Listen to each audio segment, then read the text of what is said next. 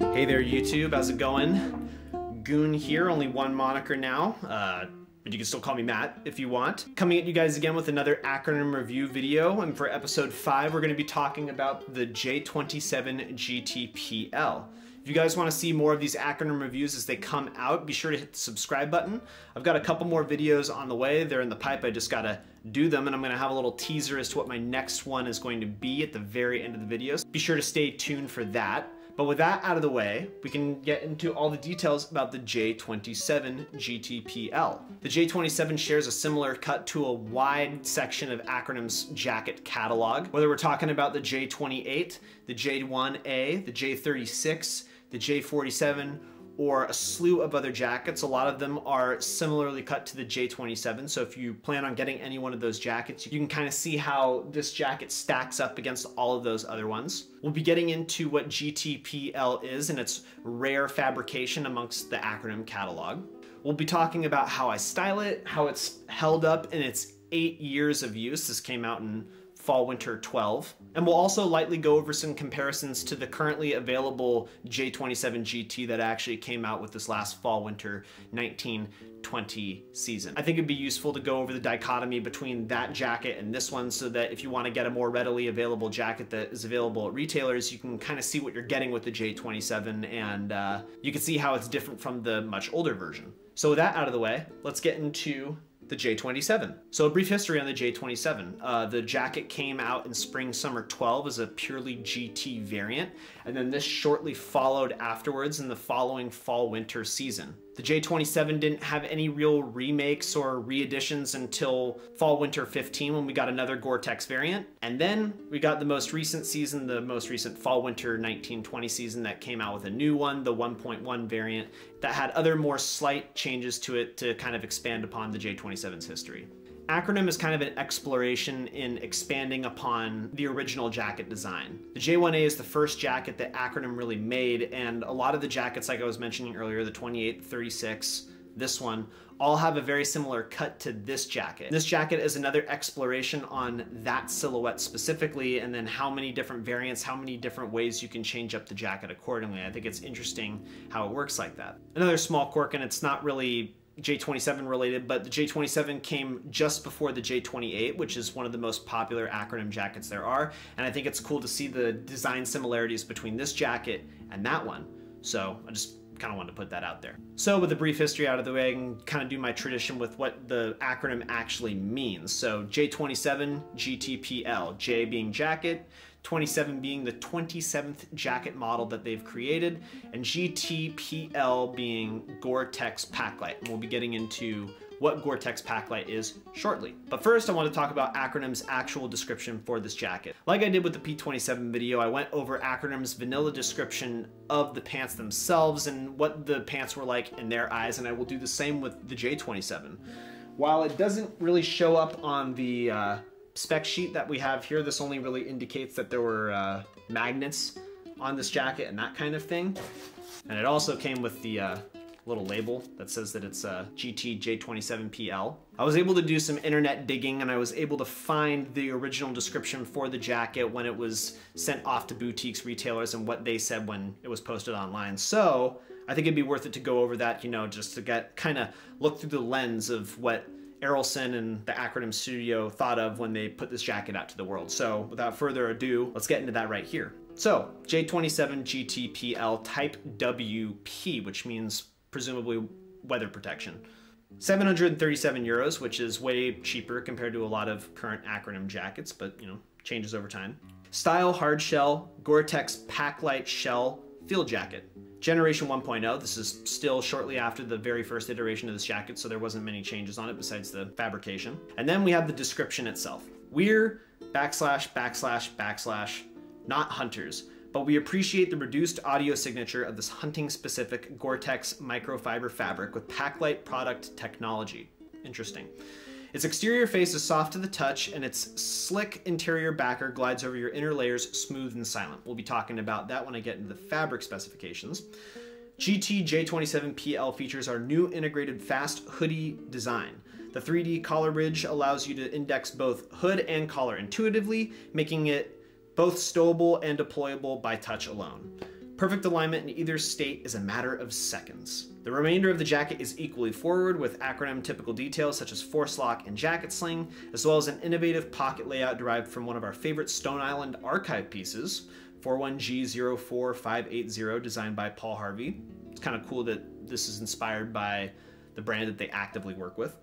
The articulated Speedlock hem and new KG fit block are also worthy of note. A combination of old world and new, the KG block is a hybrid of vintage Japanese kimono and modern technical sportswear pattern making.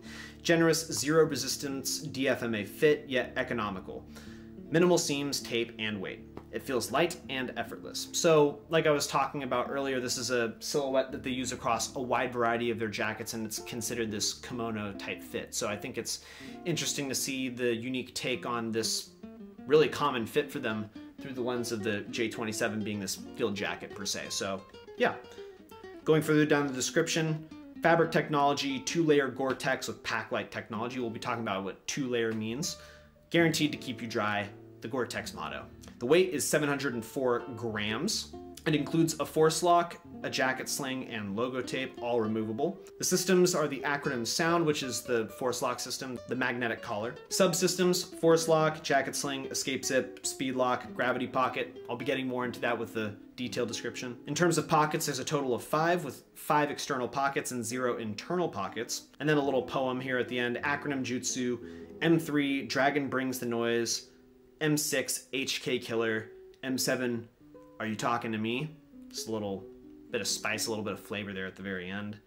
And that's pretty much it. So that's Acronym's own description for the jacket, and kind of like how it was with the P27s, we get a little bit of a lens into how they felt about the jacket as they put it out to the world. So just thought it would be worth note. Now with their description out of the way, kind of taking into account a lot of the unique designs that the J27 has and the construction of it, I think that it's kind of worth going over the fabrication of the jacket itself, giving a little bit more insight into what Goretex Paclite is. So what is Goretex Paclite? Goretex Paclite, like they were describing in the description of the jacket, is a very silent take on the Goretex material. Goretex is known for being this sort of scratchy material that makes a lot of noise, but at the very same time you get really nice waterproofness. This is Goretex's take on a material that a hunter would use for being able to stay silent and very low profile so that they don't actually scare the animals that they're hunting. While the material is originally made for hunters, like they said in the Acronym description, I think that it has a really cool context in the urban environment, and just not making a lot of noise with your clothes is also really nice. So it doubles well in urban environments as well, and it's got a little bit more brevity to it outside of the hunting scenario. Gore-Tex and a lot of other rainproof jackets use a layering system to kind of define how waterproof their jackets are. There's 2, 2.5, and 3-layer jackets typically, and I think it's worth getting into the difference between all 3 of those before we get into Goretex Paclite specifically. A 2-layer shell pretty much means that it's got the outside-facing shell, which is to the elements, and then it's got an inside-facing layer that is up against your skin. A 2-face layer can vary with what the outside layer is and what is actually up against your skin. In this case, it's this rubbery-like material, but all 2-layer jackets kind of have those 2 layers.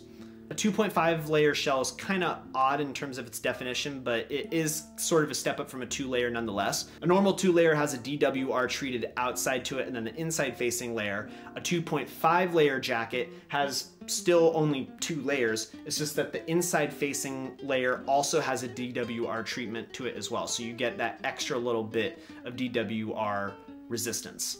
The upside to a 2.5 layer shell is that you're paying only a little bit more for that extra added bit of water resistance without going all out like you would on a 3-layer shell. And a 3-layer shell is 3 layers. It's got an outside facing shell, it's got an inner layer that is an extra little bit of water resistance. It's usually a polyester base, and then it's got an inside facing layer as well. When a lot of companies market a 3-layer shell, the inside facing layer can see some variance. A 3rd layer could easily just be a mesh that sits on the inside, and then a more conventional 2-layer fabric on the outside of that mesh, or it can be 3 legitimate layers, which is what Goretex tends to do. All of these different variants offer different levels of breathability and waterproofness, and it's something that you should go into buying the jacket knowing. This 2-layer fabric actually does a really good job of keeping water out. I'll have some B-roll right here of me pouring water on the jacket. It does get that beading quality to it, and it gets a little bit of seepage, but it's really minute and you don't necessarily notice it. But if you're out in rain for long periods of time, you might be better off with a 3-layer jacket compared to this one. At the very same time though, you get the silent factor with this jacket, so you just gotta weigh your options here. You gotta see what's best for your use case. So since I've kind of let on to what Paclite is, I might as well get into more details about the fabric itself. The outside layer has this almost natural soft feeling texture to it, which is very against the grain in comparison to a lot of other Goretex fabrics. A lot of other Goretex fabrics kind of have that really rigid polyester feeling to them, but this feels almost natural and it feels soft, and it's really nice to wear accordingly. The only downside is that because this fabric almost has this micro suede-like quality to it, the black isn't really a true black. In certain lights, the black can look green. Outside in natural light, it can look a little bit more gray. And this can peeve a few people, but it's not necessarily something that detriments the jacket by and large. It's just something that, you know, might be preferential. The inside layer of the jacket is this rubbery wetsuit-like smooth material that is really nice to have up against your skin. With this hunter idea in mind, this also adds on to the fact that this has very low audio signature when you're walking about with it. So if you decide to layer with this jacket, which the fit is really good for, you're not really going to be getting a lot of noise while you're moving around because the inside layer is smooth up against whatever inner layer you want to have. And if you're walking around in the street, you're not going to be making as much noise. So it's just nice in that sense. The other thing worth noting is that a 2-layer fabric versus 2.5 and 3-layer fabrics is that a 2-layer fabric is incredibly malleable. This is because there's no third layer in between the out-facing layer and the innermost facing layer. What this allows you to do is be able to pack up the jacket in multiple ways and get it into very small places accordingly. At the same time though, it's not like a 1-layer fabric like a windbreaker or something like that, which has no real structure to it. So you get the best of both worlds, having something that packs like a windbreaker but has waterproofness like a 3-layer. This is kind of that nice in-betweener layer. It's also where the Paclite name comes from because you can pack it lightly into a lot of different things. In this B-roll that I'm going to show, it's really easy for me to be able to get it into my 3A1 and then roll it out, put it on, that kind of thing. At the very same time, you could do this with a 3-layer jacket, but having this 2-layer one makes it a little bit easier to stow, a little bit easier to roll up into a ball or fold. So it's nice to have that kind of extra ease when I'm using the jacket accordingly. The one big downside to this jacket though is its breathability.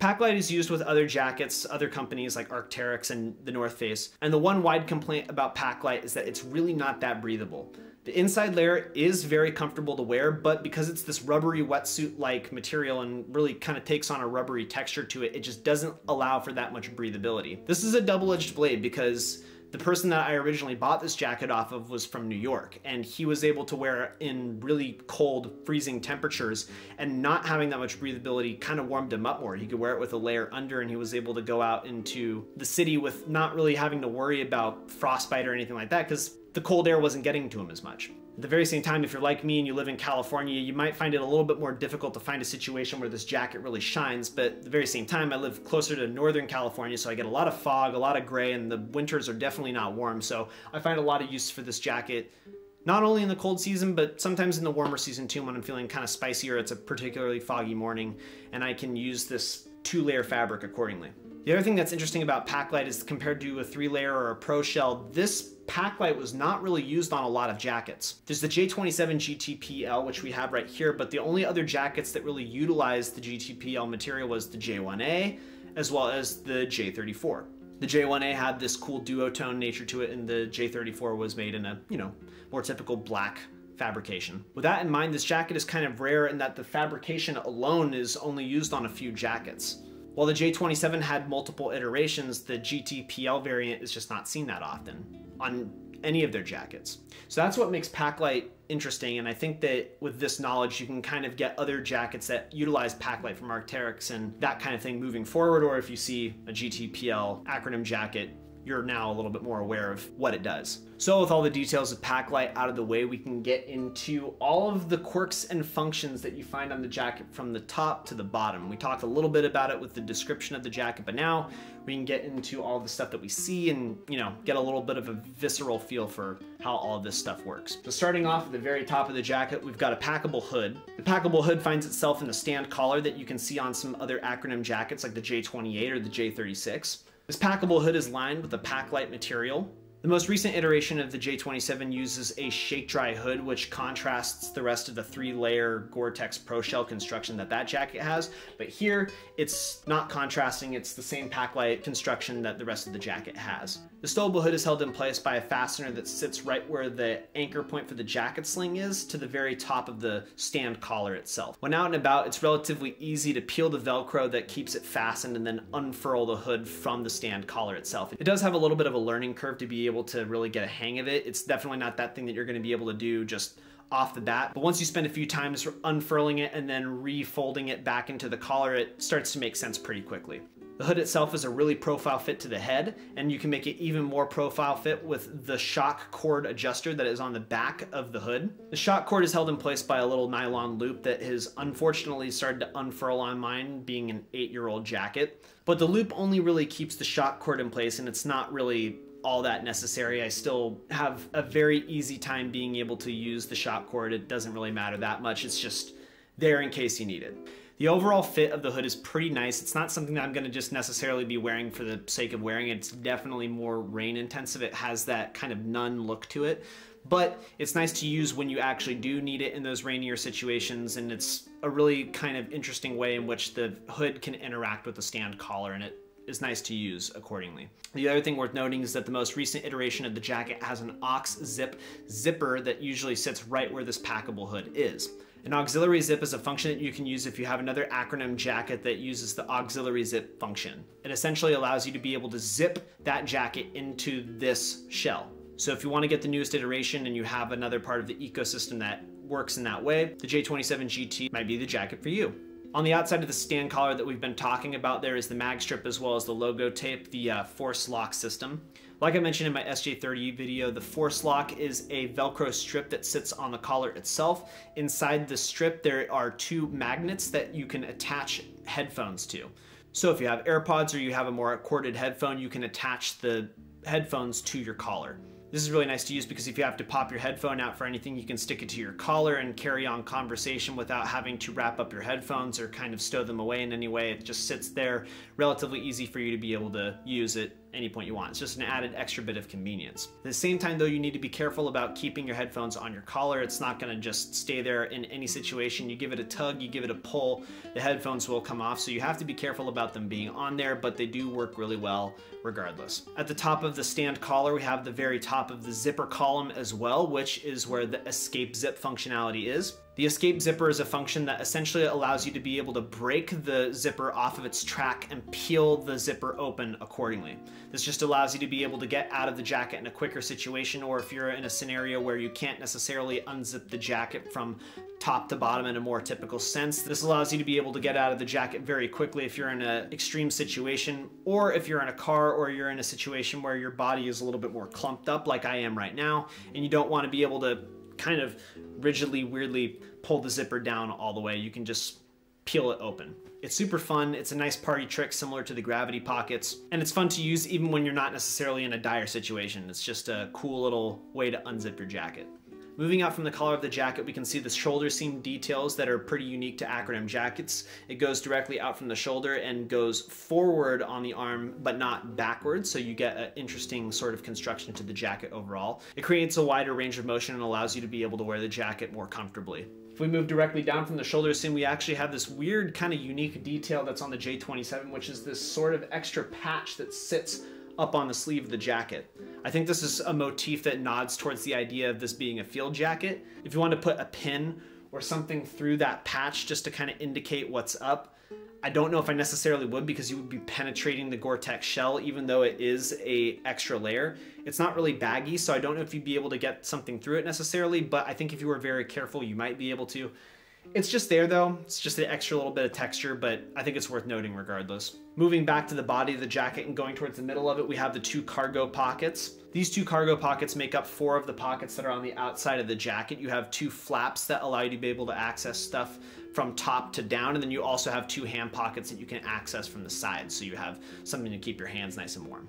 The pockets themselves are aligned a little bit to the right. They have a diagonal alignment, so they're a bit easier to get into. And then the hand pockets themselves are lined with a YKK AquaGuard zipper, so if you want to have them zipped up and not let any water be able to get into the jacket, you can do that if you'd like. I like to use the top flap pockets to put something like my hairband in or something of relatively large size. If you have a pretty slim camera, you can definitely fit that in there. There's a product shot where they actually utilize that. And that's the thing that I like about this jacket overall, are these cargo pockets. It's something that you can see across like a lot of other military style jackets. It's not necessarily unique to Acronym specifically, but the tilt, the way that they have it implemented with your hands being able to go in from the sides as well, it's nice and it's really easy to use. I think something else that's also worth note is that because this is an older jacket, a lot of older jackets put a little bit more Acronym branding onto the jacket itself. And over on the left side of the jacket on this cargo pocket, you can see that there's a little ACR Dynamics tag, which is just a cool little artifact of older Acronym jackets. Moving back to the sleeves of the jacket, we can see the elbow articulation that Acronym puts on a lot of their jackets. Like I mentioned in the SJ30 video, this is a rhomboid patch that sits right at the elbow of the jacket, and it allows you to be able to get a wide range of motion without letting the sleeves ride up. It allows you to be able to keep the cuffs at the perfect angle so you're not getting any sleeve pulling action. If we go just down from that rhomboid shape, we see the sleeve hitches, like I mentioned in the SJ30 video as well. The sleeve hitches are a physical Velcro point for if you want to roll up your sleeves, you can anchor them in place using the sleeve hitch. The interesting thing that's a difference between the SJ30 sleeve hitch and this sleeve hitch is that the SJ30 sleeve hitch was on a Stotts jacket and this was on a Goretex jacket. And the Goretex jacket, because it's this nylon material and because it's a little bit lighter and more malleable, it's way easier to use these sleeve hitches accordingly. The way that it works is that you roll up your sleeve all the way to your elbow. Then you unvelcro the patch as it sits on your elbow. Then you can attach it to the Velcro cuff that's on the arm so that it sits in place. Take the Velcro adjuster that's on the cuff and then layer it over the sleeve hitch as it's attached to your Velcro cuff, and bada bing bada boom, you've got an anchored sleeve that sits up at your elbow with no impediment. Again, it's a cool function. I think that it's a lot more useful on this jacket than a Stotts jacket just because this is able to be scrunched up a lot more easily. But it's a cool detail nonetheless, and I don't find myself using it that much, but it's nice to have that added functionality if I find myself in a more active scenario. Moving medially again, we have these buttons that line the entire middle of the jacket. These buttons are nice because they allow you to get a variety of fits with the jacket overall. If you want to just button the top button, it allows the bottom part to flare out, so if you're sitting down, it's not going to be all constrictive around your body. Using these buttons kind of gives a different take on what a two-way zipper does. It allows the jacket to splay out in a way that is nice and unconstrictive, but it allows you to be able to mess around with how many buttons you want to have done. Do you want to have just the top one? Do you want to have just the top two? Do you want to have the middle two? Do you want to have the bottom two? The choice is up to you. It allows you to have a wide range of how you want the jacket to be widened on your body. On top of that, the top button has a little nylon loop so that you're able to get your thumb through the button easier and button it quicker accordingly. And then on the inside, you've got the jacket sling. The jacket sling is one of the coolest Acronym functionalities that you have. It allows you to be able to take the jacket off and sling it over your back like a cape if the situation gets a little bit warm, if you want to let the jacket dry off, what have you. Being a fall winter 12-13 jacket, this one only has jacket sling mounts on the inside, but the newest iteration of the J27 has mounts that are on the outside as well. So if you want that jacket sling showing on the outside of the jacket, you have that option on the newest variation. But for the old variation, we've only got it on the inside. I love the jacket sling because it allows the jacket to have a really awesome level of versatility. It makes me want to wear the jacket more because if I go out into a situation where I know it's going to be hot, but I kind of want to have this extra layer for the outfit or for if it potentially gets cold, I can still use the jacket sling and then keep it on the outside if it does heat up, but I can keep the jacket on if it's obviously cold. It just allows me to be able to use the jacket in a wider range of situations and not make it feel like it's a burden if it ends up not being right for the weather that I'm in. The one thing that I wanted to mention is that Goretex jackets usually try and keep stitching down to a minimum so that it doesn't break this waterproof layer that the entire jacket has. So something interesting about the jacket sling is that because it needs to have these looped stitched mounts on the jacket, they've decided to incorporate a extra Goretex patch so that it sits like another layer inside the jacket and it doesn't break up the actual waterproof membrane that the 2-layer Goretex Paclite creates. Still inside the jacket, but if we move all the way down to the hem of the jacket, we have the Speedlock. I didn't get to go over the Speedlock on the SJ30 because it wasn't included, but the Speedlock is seen on a lot of Acronym jackets, the J1, J28, J36, other ones that I've mentioned. And what it allows you to do is it allows you to be able to scrunch up the hem of the jacket around your body so that you can have a more tight cropped fit if you want, but it's particularly for if you want to be able to keep rain out in a very tight sealed manner. The way that it works is that you have 2 Shockcords that sit on either side of the jacket. You can tighten them both up the way that you want in a very speedy manner, hence the term Speedlock. What's cool is that the Shockcord is donned with a little nylon webbing that is branded with Acronym logoing at the very tail end of the nylon. What's cool is that we not only see this logoing on this bit of nylon, but we also see it in the exact same way on the zipper of the jacket itself, the pull tab to be specific. I forgot to mention it earlier, but if you saw the B-roll, the sleeve hitch of the jacket also has the Acronym logo as well on it, something that was only on older jackets. I really like the Speedlock functionality because it allows the jacket's silhouette to change however you want it. If you want to have a little bit more of a cropped fit that's more akin to something like a bomber jacket or a Harrington jacket, you can do that using the Speedlock and it doesn't necessarily impede on the silhouette of the outfit. The thing that I don't really like about Shockcords on the bottom of other jackets is that it kind of screws up the overall fit of the jacket when you decide to fasten it.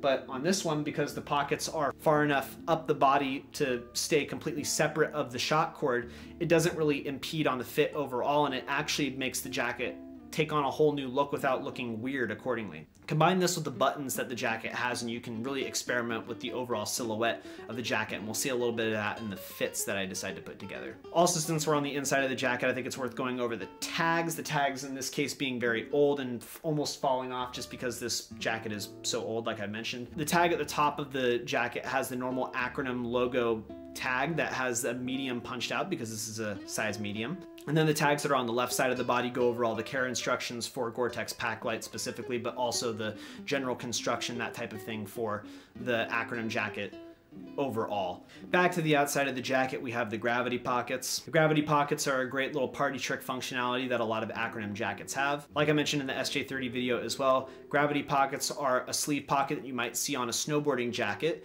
The thing that makes them unique though is that they have a trapdoor bottom on the pocket itself that can be found inside the sleeve, and what it allows you to do is if you can get a grip on the button, you can pop it and let whatever the contents are in the pocket fall out through the sleeve itself. This is meant pretty specifically for a phone or a slim type of camera or something similar, but you can use it for a wide variety of things. It's really kind of up to you. One kind of downside to gravity pockets that a lot of people bring up is that it feels kind of weird having it up against your arm like that and kind of in the palm of your hand at all points. I don't necessarily see this as a problem. I don't really find myself not liking it all that much. It's just that it's something that could annoy you if it's something that you worry about. At the very same time, you can keep something really light in this pocket and still have relatively easy access to it. It's just that light objects in the pocket don't necessarily have as easy of a time being able to fall out, so just keep that in mind. And then finally, we have the Velcro Cuffs, something that you see on a lot of Acronym jackets. The Velcro Cuffs allow you to be able to have a wide variety of fits with the sleeves overall. If you want them to be tight and allow you to be able to keep heat trapped in and have a more tapered look to the sleeve, you can fasten the cuff so that it fits a little bit tighter, or you can have it be a wider, straighter fit in case you're layering stuff, for example. And it also allows you to be able to use the gravity pocket function accordingly. The one side to the Velcro Cuffs is that if you want to have them tightened, you're obviously cutting yourself off to the gravity pocket functionality, but I mean, you know, you can just switch back and forth. It's not that big of a deal. And then last but not least, with the cuffs themselves, if you get the newest iteration of the jacket that has the auxiliary zip functionality to it, the cuff has 2 little loops which you can button an aux zip jacket into. There are 2 little loops that sit right there with the button of a gravity pocket on an aux zip shell. The way that it works is that if you have a aux zip liner, you can push the sleeves down to the inside of the jacket, and then you can button them to these loops that are on the inside of the shell. So you can really extend that idea that the jacket is a part of the shell itself and all integrated in with each other. So those are all the details of the J27-GTPL. It's interesting to see how all of the details on this jacket are relatively similar to other really popular Acronym jackets, and at the same time it is also a jacket that can stand on its own and has its own unique place within the Acronym catalog of jackets. Now that we've got all the details out of the way and I've been able to do some justice to the details of the jacket itself, I wanted to show you guys how I would style it. So for the first fit, it's the fit that you were seeing throughout all the B-roll. I just thought I would get a little bit more into it. We've got like a more typical tech wear fit. On top, I've got my Makita sunglasses. I've got the jacket. I've got a black t-shirt. It's just logoless. I've got a pair of Gorilla Group PL05s, and then I've got the Marcel boots. The Gorilla Group PL05s are a great pair of pants. They're really reminiscent of the P17s. These just have a really heavy pleating detail as well as a loose draw cord waist, which is fun to mess around with. And the Marcel boots are really nice boots that have this kind of leathery texture to them, very similar to like Guidi as well as CCP type boots. So it's cool to kind of get the different textures of gray and black that are on those boots and see how they're reflected in the jacket and the pants. It just shows a bunch of different black textures. It makes the outfit look a little bit more interesting than just being a full black fit. You kind of get all the different textures of black at the same time, and I think that's a cool way of going about it. So that's my first outfit. Taking a look at the second fit, I wanted to do something that takes advantage of the Shockcord system that I was mentioning and is a little bit on the more edgy side, a little bit more unique. On top, I've got the Makita sunglasses, I've got the jacket, I've got a Uniqlo Aerism tank, I've got these Uniqlo U cargos, which are probably some of the best cargos that Uniqlo U came out with, and then I've got the Random Identities boots. I used the Random Identities boots in the P26 outfit. I wanted to use them again here. I think that it works well and it kind of gives a whole different light to the jacket and the pants and that entire look. It has this edgier sort of industrial feel to it, with the boots being this kind of quirky Vibram but also very heeled looking shoe thing. I don't know how I would put it, but it also utilizes the shock cords on the jacket, so I get very defined proportions with the jacket being boxy and roomy on top and then crop in really hard the pants and then the boots accordingly. And if I want to unzip the jacket, I can have the tucked in tank kind of define that waistline and still get cool proportions going on. I like it a lot. It's obviously not everybody's cup of tea. Heels are very weird, but it's really fun, and this is something that I would like wearing all the time for the matter. It's really cool. So the third fit is kind of like a lazy fit. It's a sort of fit that's kind of got this nonchalant quality to it and uses a lot of kind of technically impressive stuff, but it's a little bit scattered. I was just kind of having fun with it. I thought I'd see how it would work. On top, I've got these retro Super Future sunglasses that have a blue tint to them and are pretty much see-through. They have UV protection, but they obviously you can see your eyes through them, that kind of thing. The jacket, I've got the same Uniqlo Aerism tank. I've got a pair of Issey Miyake Homme Fleece pants, the black variant, straight leg ones. And then I've got some Asics that are the Gel Nimbus model, and they're the platinum colorway of that specific model. This is kind of experimental. This is just me kind of having fun with it. I think that you kind of see this look around a lot with people who want to style Asics with pants and a jacket. The overall silhouette doesn't seem like it's all that much considered, but all the individual pieces of the outfit kind of have this innate technical aspect to them that makes them really cool. The Issey Homme Fleece pants are like amazing technology behind those pants. The pleating material is really cool, and the overall comfortability there is great, and the comfortability continues with the Asics shoes. The Gel Nimbus are a great shoe. They're mainly for running, but they're a great shoe to wear, and you get this cool stacking effect, this pillow effect of the Homme Fleece pants on top of these really chunky shoes. So it's cool to kind of mess around with that and then have this really experimental, really kind of crazy jacket on top as well. But it keeps with all the black. You get the color interaction between all that stuff, and then the pop of blue with the sunglasses. It's interesting. I don't know if I would wear this. I think it could probably use some refining, but I thought it would be fun to do. So yeah. So that's how I would style the J27-GTPL, and that is the jacket overall. I want to Thank you guys for making it through all the way to the very end of the video. What do you guys think about the J27? Is it something that you could see yourself wearing, or could you see yourself getting into a jacket that has a relatively similar silhouette? If you guys have any ideas, or if you guys have any questions, remarks, that type of stuff, always make it known down in the comments. I'd love to interact with you guys. So yeah, that's the J27. Next video is going to be on the way, and I have the teaser like I mentioned right here. You got this full zip hood right here. You can see that it is that bad boy. Yeah, we got a J79 that I'm going to be reviewing, so stay tuned for that, guys. I'm in the last couple of weeks of school right now, so I'm kind of trying to crunch it out with that. My time for making these videos is a little bit slim right now, so if the upload dates get a little bit scattered, that is why, so I would apologize about that. But thank you very much for watching, guys. I hope you enjoyed, and as always, stay whatever.